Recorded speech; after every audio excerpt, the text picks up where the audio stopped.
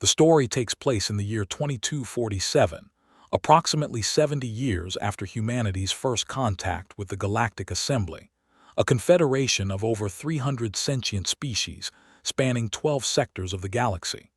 Humanity joined as a junior member after demonstrating faster-than-light capability, but their homeworld Earth was immediately classified as a Class 9 death world, the highest danger rating in Assembly records. Most civilized species evolved on worlds with gravity between 0.6 and 0.9 standard, atmospheric pressure around 0.8, and minimal tectonic activity. Earth's one gravity, dense atmosphere, aggressive microbial life, and volatile geology made it a nightmare by galactic standards.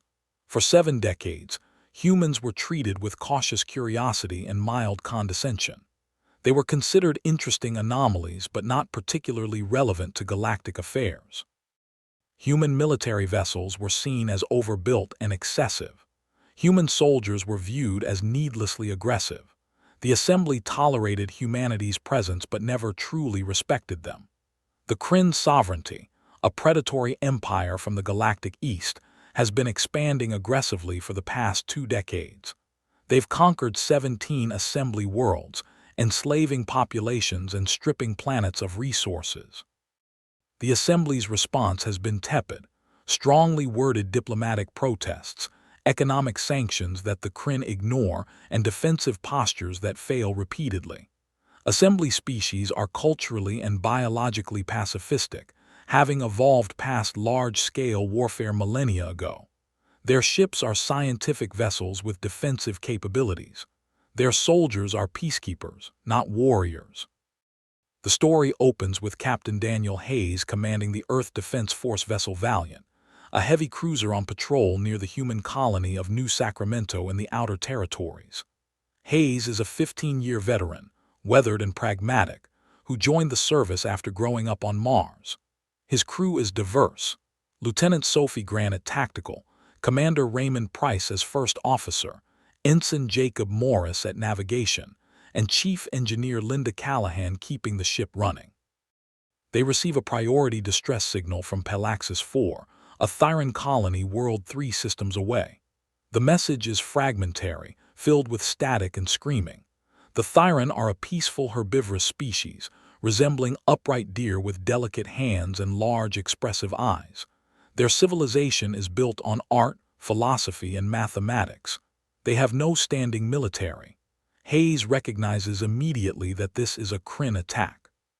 He checks his orders. Humanity has standing authorization to respond to Assembly distress calls within their patrol sectors. The nearest Assembly response fleet is 16 hours away. The Valiant can make it in 4. He doesn't hesitate. They jump. The Valiant drops out of faster-than-light near Pelaxis 4 and finds carnage. 3 Kryn warships, each twice the Valiant's size, are in orbit. The planet's surface shows dozens of impact sites. Cities are burning. The Kryn are methodical. They're bombarding population centers, destroying infrastructure, and preparing for ground invasion. The Thyran planetary defense consists of 2 small corvettes, both already destroyed, their debris fields still glowing. A handful of escape pods drift in orbit, rescued Thyran civilians broadcasting pleas for help in multiple languages. Hayes orders battle stations. His crew is nervous but resolute. They've trained for this, but most have never seen real combat. The Kryn haven't noticed them yet. Human ships run quieter than most galactic designs, a holdover from Earth's submarine warfare heritage. Sophie Grant identifies the Kryn flagship, a massive dreadnought bristling with plasma cannons. Raymond Price suggests they wait for reinforcements. Hayes refuses. Every minute they wait, more Thyran die. He's not built to sit and watch. They go in loud. The Valiant's opening salvo takes the Kryn completely by surprise. Human railguns, firing solid tungsten penetrators at relativistic speeds, punch through the nearest Kryn cruiser's shields like they're not there. The physics are simple. Kinetic energy equals mass times velocity squared. Human weapons don't rely on exotic particles or energy matrices. They throw metal very, very fast. The Kryn cruiser breaks apart, its reactor detonating in a blue-white flash. The remaining 2 Kryn ships turn to face this new threat. Their sensors struggle to classify the Valiant. It's too small to be a dreadnought, too heavily armed to be a frigate, and its armor is absurdly thick.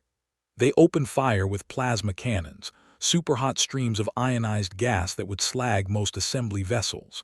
The Valiant's ablative armor, designed to withstand ray entry on high-gravity worlds, disperses the heat. Scorch marks appear on the hull, but no critical damage. Linda Callahan reports the main reactor running hot but stable. Jacob Morris keeps them moving, using Earth-developed evasive patterns based on atmospheric dogfighting translated to three-dimensional space. Sophie Grant coordinates the counterattack. Missile pods launch hunter-killer drones, each with semi-autonomous targeting and enough explosive yield to crack a small moon. The second Kryn cruiser attempts point defense but can't track the drone's erratic flight paths, another gift of human aerospace evolution. 3 drones impact simultaneously. The cruiser lists venting atmosphere. The Kryn dreadnought, however, is a different challenge. It's built like a fortress, its shields now raised to maximum. It begins charging its main weapon, a particle beam capable of cutting through a planet's crust. Hayes makes a calculated risk. He orders full burn directly toward the dreadnought. Raymond Price thinks he's insane. They're going to ram. No, Hayes explains. They're going to get under its firing arc. The Valiant accelerates at 8.5 standard gravities. The crew feels the pressure even through inertial dampeners. For most galactic species, anything over 3G is lethal. Humans, evolved under Earth's crushing pull, handle it with gritted teeth and compressed vertebrae. They close to knife fighting range before the dreadnought can adjust. At 2 kilometers, Sophie Grant fires everything. Railguns, missiles, laser point defense clusters repurposed as offensive weapons, even the ship's emergency thrusters to spray superheated propellant across the dreadnought's sensor array. The dreadnought's shields collapse under the onslaught. Its hull cracks. Secondary explosions ripple across its surface. Then it breaks, splitting in half like a shattered bottle. The battle is over in 11 minutes. Aftermath and first contact with survivors. Hayes orders damage assessment. The Valiant took hits but nothing critical. 3 crew members injured, none seriously. They begin recovery operations, pulling Thyran escape pods aboard. The Thyran are terrified, traumatized, unable to process what just happened. A single alien ship destroyed 3 Kryn warships. Impossible. Their cultural framework has no reference for this kind of violence executed with such precision. A Thyran elder named Solas, her fur singed and eyes wide with shock, asks Hayes what they are. He tells her simply, humans from Earth. She's heard of Earth, the Deathworld, the nightmare planet where everything tries to kill you. She thought the stories were exaggerations. Hayes assures her they're not. Then he asks about Pelaxis 4. Are there survivors on the surface? Solas nods. Thousands in shelters, but the Kryn will send more ships. They always do. Hayes contacts Earth Defense Force Command. He reports the situation and requests immediate reinforcement. Admiral Christopher Lane, commanding the Second Fleet from the orbital station above Earth, listens to the report with grim satisfaction. He's been waiting for this. Lane tells Hayes to hold position. Help is coming. Massive help. Word of the Pelaxis 4 engagement spreads through assembly communication networks within hours. The response is mixed. Some species are grateful that the Thyran were saved. Others are horrified by the violence humans displayed. Several ambassadors file formal complaints about excessive force and violation of warfare conventions. The Varan ambassador, representing a species of aquatic intellectuals, argues that humanity should have attempted diplomatic contact with the Kryn first. The fact that the Kryn were actively bombarding a civilian population seems lost on them. They suggest perhaps the Kryn had legitimate grievances. The human ambassador to the assembly, Elizabeth Warren, a career diplomat with steel in her spine, listens to these complaints with barely concealed contempt. She waits until they're finished, then asks a simple question. How many assembly worlds has the Kryn sovereignty invaded? 17 comes the answer. And how many has the assembly liberated? Silence. She continues. Humanity received a distress call from assembly citizens under attack. Humanity responded as any moral species would. If the assembly finds that problematic, perhaps the assembly should examine its own failure to protect its members. The chamber erupts in uncomfortable murmuring. Several ambassadors leave, but others, representatives from species who live near Kryn space and fear their next, approach Warren privately. They want to know, would humanity help again if asked? Warren smiles. She tells them humanity doesn't need to be asked twice. 3 days after the Palaxis 4 battle, Kryn sensors detect a massive fleet assembling in human space. 67 warships, cruisers, destroyers, carriers, dreadnoughts. The largest military mobilization humanity has ever undertaken. The Kryn leadership, ruling from their throne world of Dakros Prime, debates the appropriate response. Some argue for caution. If one human ship could destroy 3 Kryn vessels, a fleet might be unstoppable. Others, particularly the military caste, demand immediate retaliation. Humans are upstarts, Deathworlders who got lucky. Kryn technology is superior. Kryn warriors are bred for conquest. They decide to teach humanity a lesson. They assemble their own fleet, 90 warships including their pride, the Eternal Dominion, a super dreadnought that has broken orbit around 4 conquered worlds. The Kryn fleet jumps toward Palaxis 4, expecting to find a single human ship and scattered survivors. Instead, they find the entire Earth Defense Force Second Fleet, arrayed in defensive formation around the planet. Admiral Lane commanding from the dreadnought Defiant. The Kryn commander, Warmaster Threk, broadcasts a demand for human surrender. Lane responds personally. He's a stocky man with gray hair and scars from the colony wars in his youth. His voice is calm, almost friendly. He tells Threk that the Kryn sovereignty has a choice: withdraw from Palaxis 4 and all occupied assembly worlds or be destroyed. Threk laughs. The broadcast cuts. The Kryn attack. The battle begins at extreme range. Kryn plasma cannons, firing from 200,000 kilometers, streak toward the human fleet. The human response is immediate. Point defense laser grids create a wall of light, detonating plasma packets before they reach their targets. Then the human fleet opens fire. Railgun rounds, each weighing several tons and traveling at significant fractions of light speed, cross the distance in seconds. Kryn shields, designed to disperse energy weapons, discover too late that they do nothing against kinetic impactors. The laws of physics don't care about your shield frequency. The first volley destroys 8 Kryn cruisers outright. The second volley cripples 12 more. The Kryn formation dissolves into chaos as ships break and scatter, their tactical cohesion shattered. Threk rallies his forces, ordering a concentrated assault on the human flagship. The Eternal Dominion accelerates forward, its massive frame bristling with weapons. It targets the Defiant with everything: plasma, particle beams, fusion torpedoes. The Defiant doesn't flinch. Its armor, forged from composite alloys developed in Jupiter's high-pressure foundries, ablates and scorches but holds. Admiral Lane orders return fire. The Defiant's main gun, a spinal-mounted railgun the size of a city block, charges and fires. The round hits the Eternal Dominion dead center. The impact transfers enough kinetic energy to stop the super dreadnought's forward momentum. Its shields collapse. Its armor buckles. The round punches through the entire length of the ship and exits the stern, trailing debris and frozen atmosphere. The Eternal Dominion lists, its reactor failing. Threk broadcasts a desperate retreat order. But Lane isn't accepting surrender. Not yet. He opens a fleet-wide channel and broadcasts to the Kryn ships, "You came here to conquer, to enslave, to destroy. Now you face Deathworlders. Now you understand what real predators look like." The human fleet advances. Missiles fill the space between fleets, each one guided by AI targeting systems bred from generations of human warfare.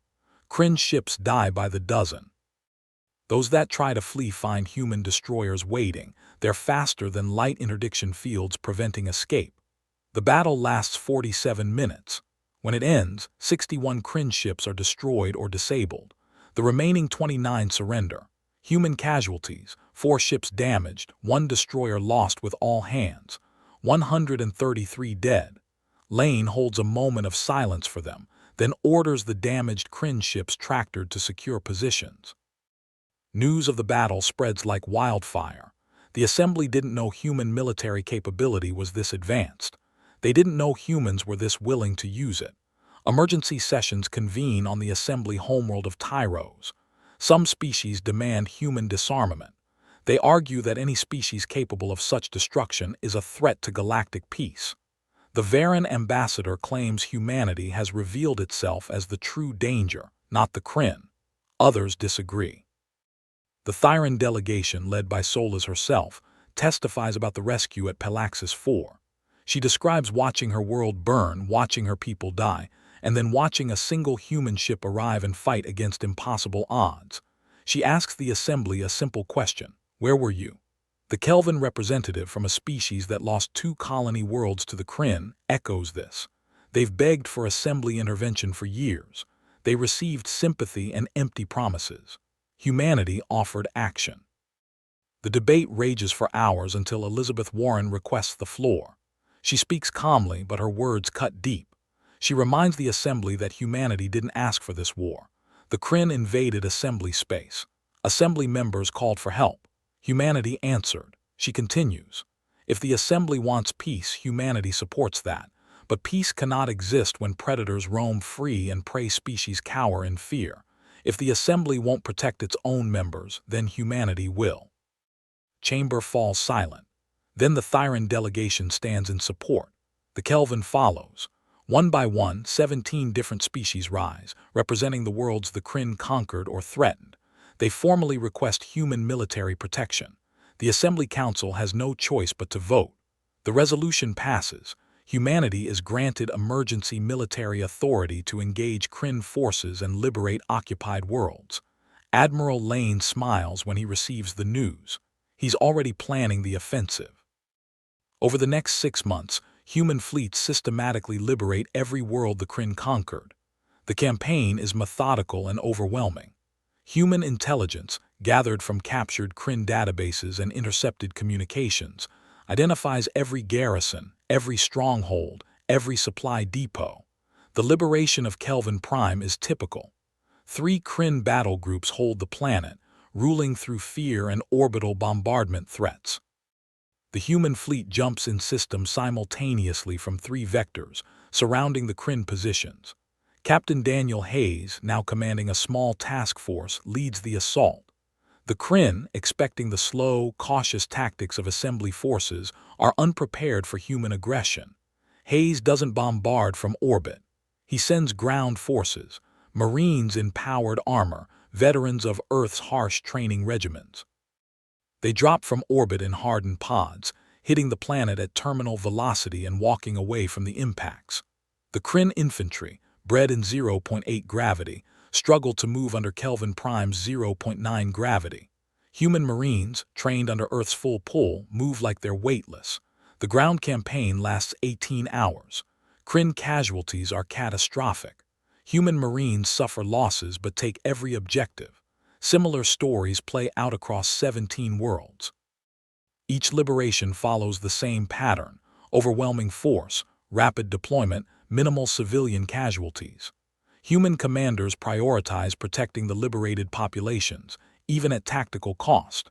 The Kryn sovereignty, watching their empire collapse, makes increasingly desperate decisions. They threaten to execute hostages. Human special forces teams infiltrate and extract them before the threats are carried out. They attempt to poison liberated worlds. Human engineers arrive with decontamination equipment. They try to regroup for a counteroffensive. Human intelligence predicts their movements and ambushes them in deep space. By the 6th month, the Kryn hold only their core systems. Their military is shattered. Their leadership is fracturing. Some factions want to negotiate. Others want to fight to extinction. Admiral Lane assembles the largest human fleet ever deployed. 140 warships, including newly constructed carriers and siege dreadnoughts. Their target is Dakros Prime, the Kryn throne world. The planet is a fortress. Orbital defense platforms, minefields, shield generators powerful enough to protect the entire world. The Kryn have recalled every remaining ship, creating a defense fleet of over 200 vessels. Lane doesn't plan to fight fairly.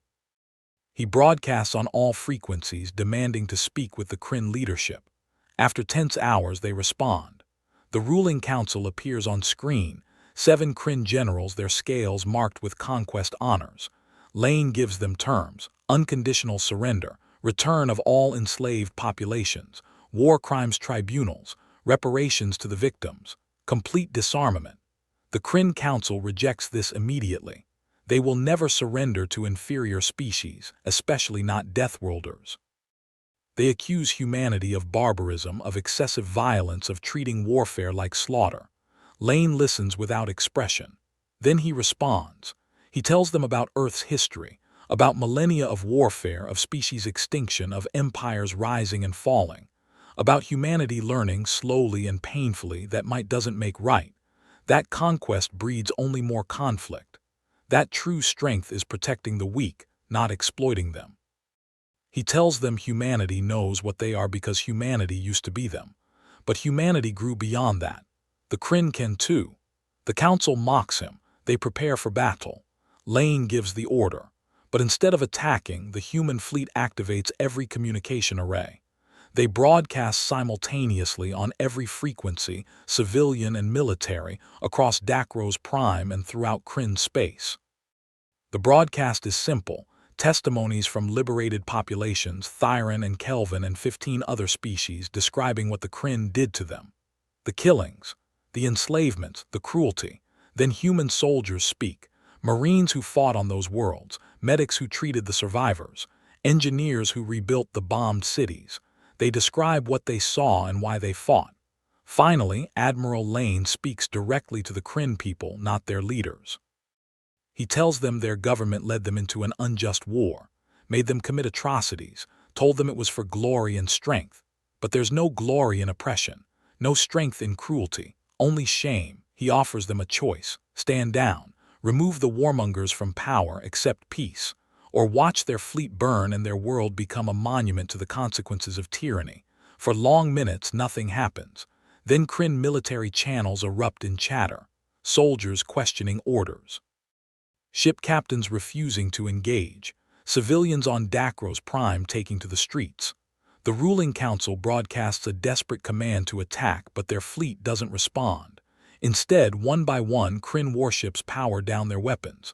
A revolution is starting. Within hours, the Kryn military arrests the ruling council. They broadcast their surrender to Admiral Lane and request terms. Lane accepts. The war is over. 6 months after the surrender, Captain Daniel Hayes stands on the surface of Palaxis 4, watching Thyran children play in a park that didn't exist during the occupation. The reconstruction is nearly complete. Human engineering teams worked alongside Thyran builders, sharing techniques and technology. Solas approaches him, moving with the gentle grace of her species. She thanks him again for answering their call. Hayes tells her that's what neighbors do. They help each other. She asks him if Earth will stay, if humanity will remain in assembly space. Hayes thinks about this. He tells her humanity doesn't want an empire. They've seen where that leads, but they won't abandon friends in need either. The Galactic Assembly has formally recognized humanity as a full member with Security Council status. The Thyran proposed it. 16 other species co-sponsored. It passed unanimously. The Kryn sovereignty is undergoing transformation. With human advisors and assembly oversight, they're dismantling their military dictatorship and building democratic institutions. It's slow, painful work. Some Kryn resist, but others, especially younger generations, embrace the change. Hayes receives orders to return to Earth. The Valiant is due for refit and his crew has earned extended leave. As his ship breaks orbit, he looks back at Palaxis 4, at the lights of cities that were dark 6 months ago, at a world that gets to have a future. His tactical officer, Sophie Grant, asks if he thinks it'll last. The peace. Hayes considers this. He thinks about Earth's history, about cycles of war and peace, about how every generation has to choose what kind of world they want. He tells her it'll last as long as good people are willing to fight for it. Not fight to conquer or dominate, but fight to protect. Fight to give others the chance to live free. The Valiant jumps to faster than light, heading home. Back on Earth, in the United Nations Assembly building that now houses humanity's galactic diplomatic corps, Elizabeth Warren receives reports from across former Kryn space. 17 worlds rebuilding, millions of beings free, a galactic community learning that strength can be used for protection instead of oppression. She thinks about the question the Varen ambassador asked months ago about whether humanity was the true threat. She has her answer ready if they ask again. Humanity is a threat. A threat to tyrants, a threat to conquerors, a threat to anyone who preys on the weak, and that's exactly what the galaxy needs. The story concludes with a final scene aboard the Defiant. Admiral Christopher Lane in his ready room reviewing casualty reports from the entire campaign. 133 dead at the first battle, another 417 across the Liberation campaign. Each name is read aloud, their service honored. Lane's second officer, Commander Patricia Reynolds, enters and asks if he has regrets. Lane does. He wishes the Assembly had acted sooner. He wishes the Kryn had chosen peace. He wishes those 550 souls were still alive. But he doesn't regret answering the call for help. He doesn't regret standing between predators and prey. He doesn't regret showing the galaxy that Deathworlders can be protectors, not just survivors. Patricia asks what happens now. The Kryn are defeated. The Assembly is secure. Lane pulls up a star map showing the galaxy beyond Assembly space. Unknown regions, unexplored territories, other empires, other threats. He tells her humanity keeps watch, keeps training, keeps building. Because somewhere out there, someone else might call for help. And when they do, the Deathworlders will answer. The document ends with this image. The human fleet in formation, silhouetted against Earth's blue marble, ready to defend not just humanity but any species that needs them. The galaxy thought Deathworlders would be monsters. They turned out to be heroes.